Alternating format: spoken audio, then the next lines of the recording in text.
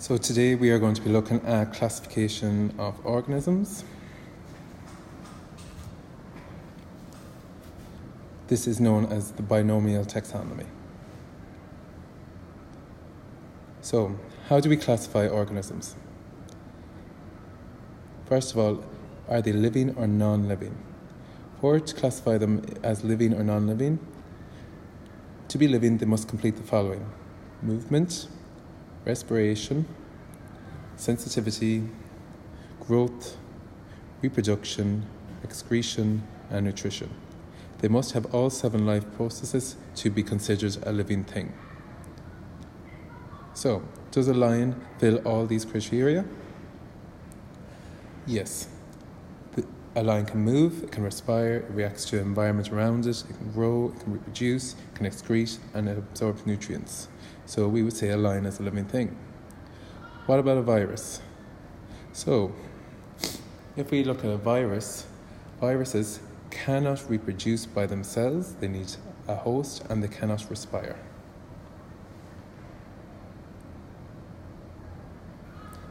Therefore, we consider a virus as non-living. So, how can we classify this further? Here we will use the binomial nomenclature. Apologies about saying that word. So, it takes the following structure: life, domain, kingdom, phylum, class, order, family, genus, and species. During this video, we will classify a lion into each correct category. First of all, we've said that a lion is in fact alive, so the next thing is, what domain does it fill?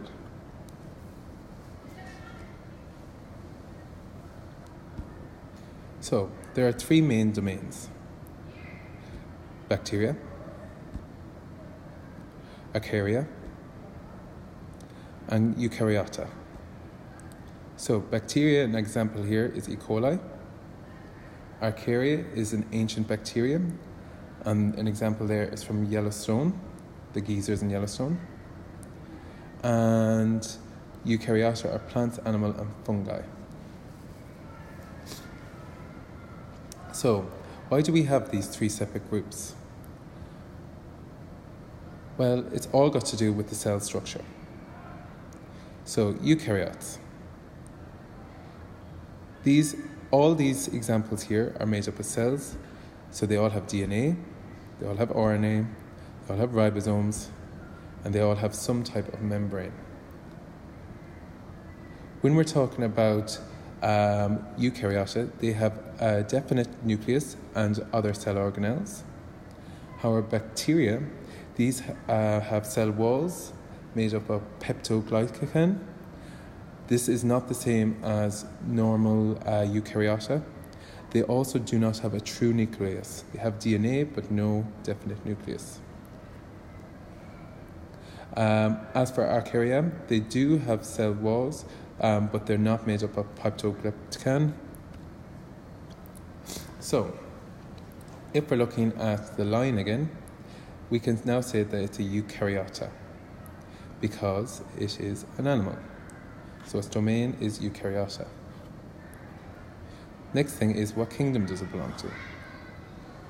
Right. There are 4 main kingdoms: Animalia, Plantae, Fungi, Protokaryota, or should I say 5 main kingdoms, and Protostista. So, Animalia is multicellular. That means they have many cells. They have no chlorophyll. They're heterotrophs, so they absorb nutrients of other organisms, and they have no cell wall. They have complex cell structures and a cell nucleus. Plantae, these are multicellular again, they're made up of many cells. They have chlorophyll, therefore they can photosynthesize and are autotrophs, they make their own food. They have a cell wall and have a cell nucleus. Fungi, again, multicellular. They're spirophytic feeders, so they live off organic matter. They are complex cell structures and a cell nucleus. Prokaryota, these are unicellular, so they're only made up of one cell. They have no nucleus and have simple cell structures. And prototista, these are mostly unicellular. They have complex cell structures with nucleus. So, examples of these. Animalia is cows, humans, dogs, and of course our lion. Plantae would be plants. Fungi would be mushrooms. Prokaryota would be bacteria. And prototista would be amoeba or algae. So, as we have just said, the kingdom for a lion is Animalia. Next thing, the phylums. There is 5 phylums to consider here. There's more than just 5 phylums, but we're just going to take these 5 as an example. So under Animalia, there are different phylums. First of all, nematodes. Nematodes are roundworms. Then we have Annelida, which an example here is earthworms. Mollusks, which would be our snails and squid. Arthropods would be insects, and chordata, that should have a H in it, so chordata, would be humans. Okay, the main thing that separates, the main thing we need to consider here is whether they have a backbone or not. So nematodes, annelida, mollusks, and arthropods, these are all invertebrates. They do not have a backbone or spine. Chordata, on the other hand, is a vertebrate, and they do have backbones. So we know our lion has a backbone and therefore is in the phylum Chordata. Next one, under Chordata we'll have class. So as I said, under Chordata they are vertebrates, and therefore we'll have different types of vertebrates. Here we have reptiles, fish, birds, amphibians, and mammals. All these are examples of vertebrates, and all are chordata. So, we organize them by the following. To figure out which section they belong to, 1, you need to consider how they absorb oxygen, how temperature is controlled, and how they reproduce.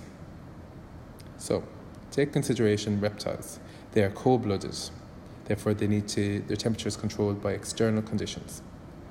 They lay eggs on land and have dry, scaly skin. So, example here are snakes and lizards. Fish, on the other hand, have gills. They are cold-blooded and have scales. So, example here would be cod. Birds, they lay eggs. They are warm-blooded, should I say, not cold, warm-blooded. They are feathered and have wings, e.g. falcon. Amphibians lay eggs. They are cold-blooded. They have slimy skin, e.g. frogs. And then our mammals has fur or hair. They produce milk for young or offspring and are warm-blooded. So our lion would fill this criteria. So would we, because a lion has fur, can produce milk, and is warm-blooded. However, this is not a definite rule. There are some examples or some exceptions to the rules. So here we'd have shark, axolot, and duck-billed platypus can have different criteria. For example, a duck-billed platypus is actually a mammal, but it can lay eggs. So, we should now know that the class is Mammalia. It is a mammal. Next thing is order. For this example, I'm going to give you the order. It's Carnivora because it is solely a meat eater. So anything that's solely a meat eater is Carnivora. However, the next categories are all very specific. So these are all more specific to the organism. For example, the family here is Felidae. Felidae is the cat family. This can include your lions, your household cats, any cats in particular. The genus is Panthera. Panthera is large cats, so lion, tiger, leopards. And the species, the particular species, P. leo, so Panthera leo. To repeat, the difference between species, genus, and family. Species are organisms that can breed and produce fertile offspring. Genus is different species that have characteristics in common. And family are features that are in common between different genuses. So, if we look at the species, that would be our lion. Our genus would be big cats, so leopards, cheetahs, tigers. However, they cannot breed between themselves and produce fertile offspring, so that's why they're in different genuses, or in the same genus but different species. And family here would be the cat family. If we look at our household cat, it has the same characteristics as a large cat, however, it is a different genus. Thank you for listening. Hope this helps.